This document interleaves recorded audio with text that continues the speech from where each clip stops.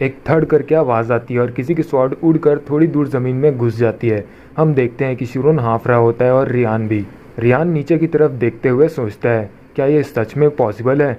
और हम देखते हैं कि शिरोन रियान की तरफ अपनी स्वॉर्ड को ताने खड़ा हुआ था, यानी कि वो रियान से स्वॉर्ड फाइट जीत चुका था। रियान सोचने लगता है कि उन आखिरी पलों में इसने अपनी ग्रिप चेंज कर दी तुरंत ही और ऊपर की तरफ वार किया। आखिर ये है क्या चीज़? इस वक्त शिरोन सोच रहा होता है कि मुझे लगा नहीं था कि मैं सच में जीत पाऊंगा, लेकिन अब इसके बाद क्या?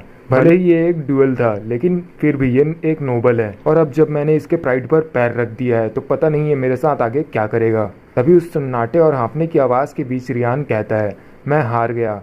अरे यार, मैं हार गया, मैं फिर से हार गया। तुम जीते। अगर तुम मुझे जान से मारना भी चाहते हो तो मेरे पास कहने के लिए कोई आखिरी शब्द नहीं है। शिरोन को यह सुनकर हैरानी होती है। वो कहता है, तुम क्या मेरे साथ मजाक कर रहे हो? रियान कहता है, क्या? तब शिरोन चिढ़कर कहने लगता है कि क्या आपको लगता है कि मैं जिंदा बख्श दिया जाऊंगा अगर मैंने आपको जान से मार दिया तो यंग मास्टर? ये क्या बकवास था? रियान कहता है, नहीं नहीं, लेकिन हमने अपनी जान दांव पर लगाकर एक दूसरे से लड़ाई की और मैंने हार मान ली है ना? शिरोन कहता है, सिर्फ तुम ही थे जो अपनी जान दांव पर लगा के लड़ने के लिए तैयार थे। मैं तो बस सरवाइव करना चाहता था। मेरा मतलब है कि ये डुएल शुरू से ही एक फालतू की चीज थी। और पहली बात तो ये कि तुमने मुझे क्यों ब्लेम किया जबकि तुम ही छुप गए क्योंकि तुम ट्रेन नहीं करना चाहते थे। रियान कहता है, हाँ रुको, तुम साले, तुम किसे ब्लेम करना चाहते हो? ये सब इसलिए हुआ क्योंकि तुम डरपोक बन रहे थे। भले ही वो हमारी पहली मुलाकात थी, लेकिन तुम्हें ऑनरेबल बनना चाहिए था। शिरोन रियान की बात को काटते हुए गुस्से से कहता है, ऑनरेबल मेरी झांट। रियान चिढ़कर कहता है, क्या? शिरोन आगे बोलता है, क्या तुमने कभी सोचा है कि तुमने मुझे कितने अनकंफर्टेबल सिचुएशन में डाल दिया था? मैं फंस गया था एक अमीर बाप के बेटे और उसके इंस्ट्रक्टर के बीच। अगर तुम खुद सच में ऑनरेबल पर्सन होते तो तुम अपने लिए किसी काम करने वाले को ऐसी सिचुएशन में नहीं डालते। क्या तुम्हें नहीं लगता कि एक एक्चुअल ऑनरेबल पर्सन अपने स्वॉर्ड्समैन इंस्ट्रक्टर का फेस टू फेस सामना करेगा? रियान को अब एहसास होता है कि वो कितना गलत था। उसे लग रहा था कि वो एक महान आदमी है, लेकिन शिरोन की नज़रों में एक बुरा इंसान था। रियान सोचता है, अच्छा ऐसा क्या? शिरोन वहीं ज़मीन पर बैठ जाता है और कहता है कि मुझे तो लगा था कि मैं मर ही जाऊंगा।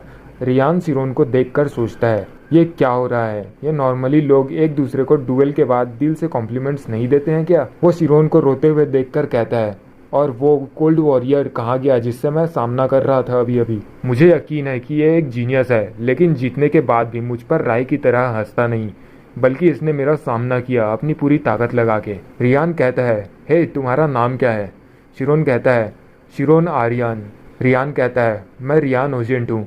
लेकिन शिरोन को समझ नहीं आता कि वो अपना पूरा नाम क्यों बता रहा है।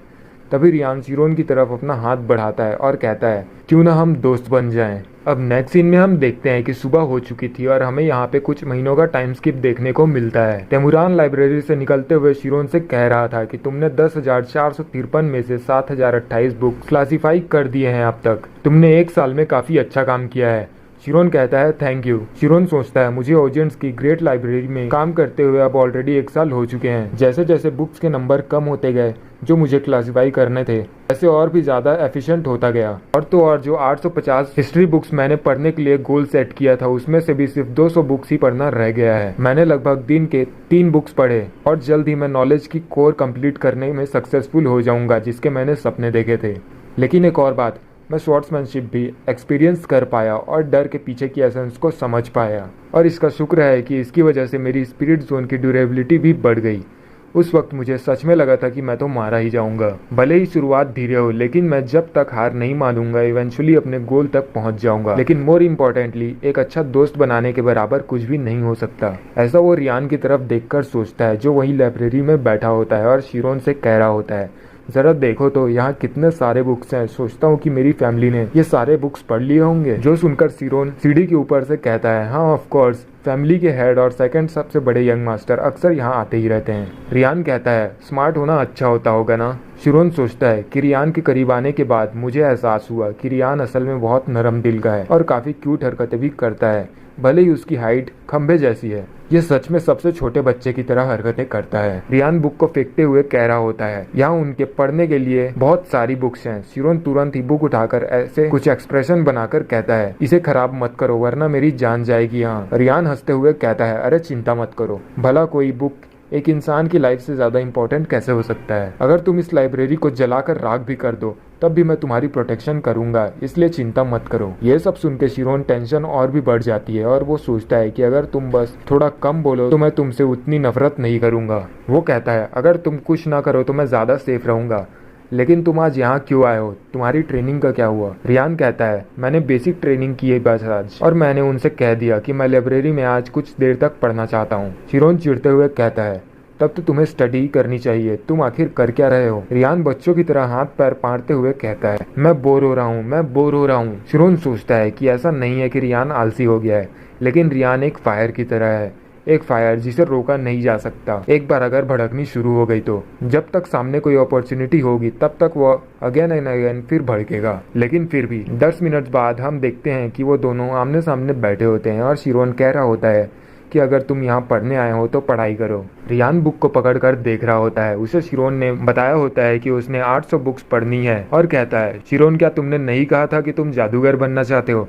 क्या तुम्हें सच में इतने सारे बुक्स पढ़ने की जरूरत है? शिरोन कहता है ऑफ कोर्स, बल्कि मैं तो काफ़ी पीछे हूँ क्योंकि यहाँ आने से पहले मुझे पढ़ने को नहीं मिला। अब जब मैं 600 बुक्स पढ़ चुका हूँ तो मुझे इसकी ज़्यादातर चीज़ें पता चल गई है। रियान कहता है सच में? वो शिरोन को देखते हुए सोचता है मैं जब भी देखता हूँ मुझे हैरानी होती है, ये इतनी जल्दी बुक्स कैसे पढ़ लेता है। अगर ऐसा ही चलता रहा तो ये बुक्स में ही घुस जाएगा किसी दिन, और इसकी एज भी मेरे बराबर ही है, लेकिन ये मुझसे कहीं ज़्यादा मैच्योर है। फिर कुछ देर बाद हम देखते हैं कि रियान को बुक्स में कुछ इंटरेस्टिंग लगने लगता है और वो कहता है कि ये बुक थोड़ी मज़ेदार है, और वो बुक से बोल बोल के पढ़ने लग जाता है कि प्रीफेस, मुझे पता है कि तुमने ये सवाल अपने लाइफ में कम से कम एक बार तो पूछा ही होगा, अगर एक स्वॉर्ड्समैन और एक मैजिशियन की फाइट हुई तो कौन जीतेगा?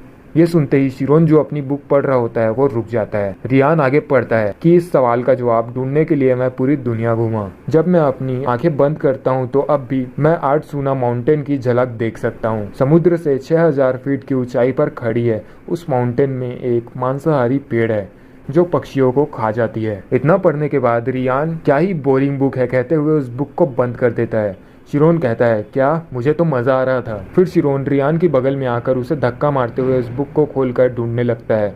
तो रियान कहता है मजा आ रहा था से तुम्हारा क्या मतलब है? इसमें तो कोई तस्वीरें भी नहीं है और स्वॉर्ड्समैनशिप के बारे में भी कुछ नहीं है। शिरोन कहता है क्या तुम सच में बिना एक पेज पढ़े भी ऐसा कहना चाहते हो? लेखक के हिसाब से कौन जीतेगा? रियान कहता है क्या स्वॉर्ड्समैन और मैजिशियन दोनों सच में बहुत खतरनाक तरीके से लड़ने वाले हैं? तभी उनकी बगल से राई एजेंट आ जाता है जो कहता है ऑब्वियसली स्वॉर्ड्समैन ही जीतेगा।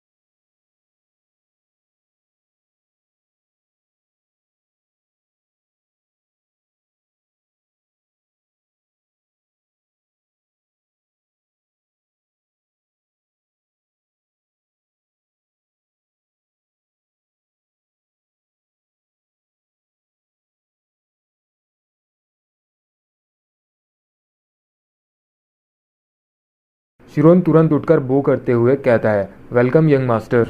रियान थोड़ा चिढ़ते हुए कहता है क्या तुम्हें ये कैसे पता बड़े भाई? शिरोन और रियान मन ही मन ये सोचकर घबरा रहे होते हैं कि कहीं उसने वो हमने पहले जो भी बातें की थी वो सुन ना ली हो। अगर कोई आम आदमी किसी नोबल के साथ ऐसे कैजुअली बात करता है तो उसका अंजाम ठीक तो बिल्कुल नहीं होगा। राई बुक उठाकर देखता है और कुछ नहीं बोलता। फिर रियान कहता है कि तुम इतने यकीन से कैसे बोल सकते हो? क्या तुम्हें यकीन है कि तुम स्वॉर्ड्समैन की साइड सिर्फ इसलिए नहीं ले रहे हो क्योंकि तुम खुद एक स्वॉर्ड्समैन हो? राई कहता है, मैं कैसे श्योर हूँ? मुझे लगा नहीं था कि तुम इसे इतनी बड़ी बात बनाओगे। हम कॉन्टिनेंट के किसी भी स्वॉर्ड्समैन और मैजिशियन की स्टैंडिंग को देखकर ही बता सकते हैं। रियान कहता है, हम फाइट की बात कर रहे हैं, इसमें स्टैंडिंग क्या ही मैटर करता है? तुम अपनी लड़ाई बैटलफील्ड में मिलिट्री रैंक्स के हिसाब से चुनते हो। तुम ऐसी कोई चीज तो नहीं कहने वाले हो, है ना? राई शिरोन की तरफ देख के कहता है, ओए तुम वहाँ। रियान कहता है, क्या तुम मुझे इग्नोर कर रहे हो? राई शिरोन से पूछता है कि तुम्हें क्या लगता है? अब शिरोन बहुत घबरा जाता है और कंफ्यूज होकर सोचने लगता है कि इसका इरादा क्या है। पहले ही इसे समझना मुश्किल लगता था और ऊपर से अब मेरे दिमाग में कुछ है तो इसे समझना और भी मुश्किल हो रहा है। मुझे तो बस किसी भी तरह से इसे ठीक ठाक जवाब देना होगा। फिर वो बोलता है कि अगर स्वॉर्ड्समैन और मैजिशियन दोनों बराबर लेवल के हैं तो मुझे लगता है कि स्वॉर्ड्समैन के लिए जीत पाना हार्ड होगा जैसे ही मैजिशियन स्पिरिट जोन एंटर कर लेता है। लेकिन अगर स्वॉर्ड्समैन अपने बेहतरीन फिजिक का इस्तेमाल करते हुए फाइट करे और मैजिशियन के मैजिक करने से पहले ही और इससे पहले कि शिरोन आगे कुछ बोल पाए, राई उसकी बात को बीच में ही काटते हुए बोलता है, नहीं तुम गलत हो, मैजिशियन हारता है। जो सुनकर शिरोन को शॉक लगता है। ये सब देख के रियान को ये समझ आ गया था कि राई का इरादा ऐसा ही था। वो सोचता है, जब से तुम बच्चे थे तब से तुम्हें ये पसंद है। तुम्हें अगर कोई भी खास अच्छा नहीं लगता था तो तुम्हें उसकी इंपॉर्टेंट चीजों को कुचलने में मजा आता है। राई शिरोन से कहता है कि ऐसा लगता है कि तुम्हें हिस्ट्री पसंद है। मुझे यकीन है कि तुमने आर्मर सेट ऑफ 5 गॉड्स के बारे में सुना ही होगा, है ना? वो कलाकृतियां जो जादूगरों की स्पिरिट जोन को रोक देती है। मैं एंटी मैजिक की बात कर रहा हूँ।